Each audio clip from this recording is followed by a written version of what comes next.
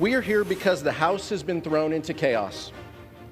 We are here because this hallowed chamber has been led to a breaking point by two dangerous forces: extremism and partisanship. Welcome back to America Decides. That was the chair of the House Democratic Caucus, Pete Aguilar, with some tough words for the current state of the House. This as Congressman Jim Jordan couldn't clinch the Speaker's gavel in the first round of voting. House Minority Whip and Massachusetts Congresswoman Katherine Clark joins us now. Madam Whip, thanks so much for being with us. If Jim Jordan succeeds, is he someone that Democrats could work with? Listen, Democrats have two goals right now. First is to stop Jim Jordan from becoming Speaker, and second is to find a bipartisan path forward. Who the person is doesn't matter. What matters is that we get back to governing. And we would hope at this point the House GOP would realize that extremism is a dead end, and there is no one more extreme than Jim Jordan. What do you mean when you say the person doesn't matter? I mean, clearly, I would think you may have a preference one way or the other. You just said you don't prefer Jim Jordan. So whose would be a consensus pick?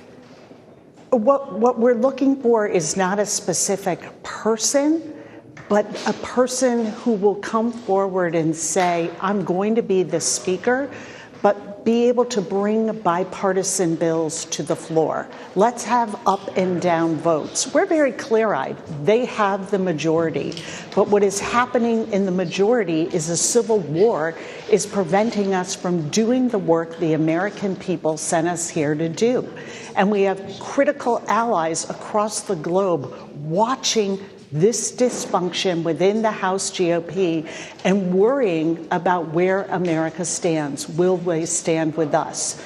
So it could be any number of people, but the key is that they come to us and say, we'll take yes for an answer. Let's get a bipartisan solution to move forward with their Speaker.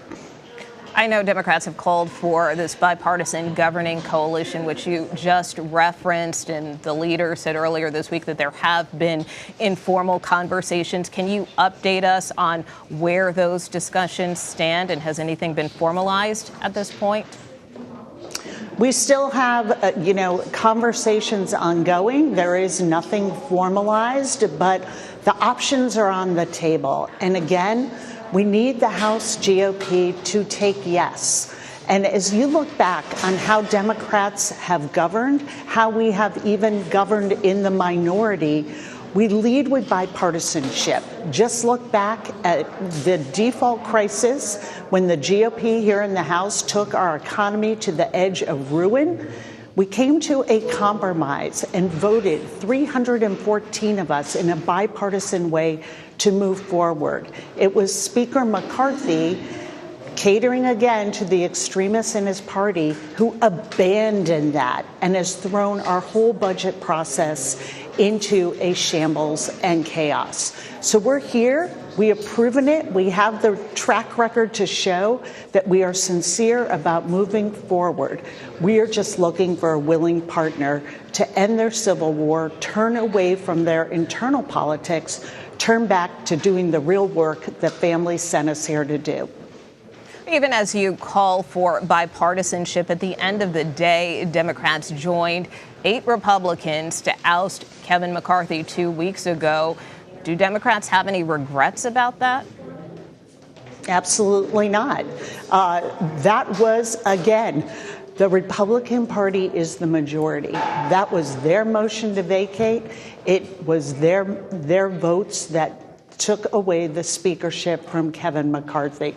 What we are here saying is that every time there has been a choice, Kevin McCarthy could have made a choice to work with us. He could have made that choice back in January. He did make that choice. We gave the votes for it when he asked in June. He walked away from that agreement. So again, we are here. We're the adults in the room, and our focus are on the real needs at home. We're going to continue the work we did in the minority with the exact same, majority, a very slim majority.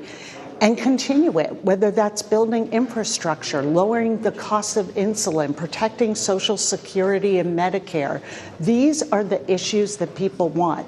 And what we've seen today in putting up Jim Jordan is they're doubling down on extremism and saying someone who leads the national abortion ban movement with no exceptions is who should be speaker.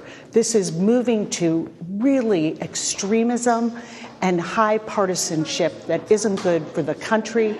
It isn't good for the people who sent us here. In terms of the path forward, there are some lawmakers on Capitol Hill, including Congressman Jimenez, who we just spoke to in the last segment, who have supported giving Speaker Pro Tem Patrick McHenry more power. Is that something that Democrats can get behind? Like I said, it could be Patrick McHenry. Let's come to the negotiating table with us. Let's set some parameters. Leader Jeffries has set these out in public, saying, let's have some ability to get bipartisan bills to the floor for up or down votes. We're not saying that we have to have a Democratic speaker. We're saying, come to us, work with us, make this place govern again. We have critical and urgent work, and we need Republicans to turn away from their infighting and turn back towards the work we need to do. All right, Congresswoman Katherine Clark, also the Minority Whip, we thank you so much for being with us. Thank you, Nicole.